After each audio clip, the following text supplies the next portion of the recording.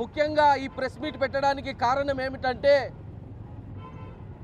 ప్రఖ్యాతిగాంచిన తిరుమల కొండ యొక్క ప్రసాదం సంబంధించిన లడ్డు గురించి ముఖ్యమంత్రి గారు కానీ ఉప ముఖ్యమంత్రి గారు కానీ కులమతాలలో చిచ్చు పెట్టే విధంగా లడ్డూలో పంది మాంసం, ఎద్దు మాంసం, ఇంకా వివిధ రకాల నూనెను కలిపి ప్రసాదాన్ని కలుషితం చేశారని మా వైఎస్ఆర్సీపీ పార్టీ పైన, మా జగన్మోహన్ రెడ్డి గారి పైన అనేక మాటలు అనడం జరిగింది. ఒకసారి ఆలోచించుకుంటే ఈ కూటమి ప్రభుత్వం ఏర్పడిన తరువాత మీరు చూసుకుంటే ఫస్ట్ కల్తీ నెయ్యి వచ్చింది గుర్తించింది ఈ కూటమి ప్రభుత్వంలోనే. అవునా కాదన్నా?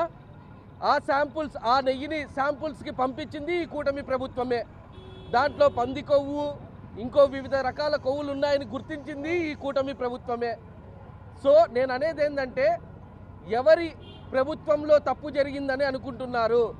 ఇంత చిన్న లాజిక్ మిస్ అయితే ఎలా? మీ ప్రభుత్వంలో చేసిన తప్పుని మా ప్రభుత్వంలో జరిగినట్టు మీరు సృష్టించి, పవన్ కళ్యాణ్ గారు అయితే మరీ దారుణంగా దేశం ప్రపంచం అంతా అల్లకొల్లోలం అవుతుంది వైఎస్ఆర్సీపీ పార్టీ వాళ్ళు చేసిన ఈ తప్పుకి అంటున్నారు. సార్, మీరు మతాల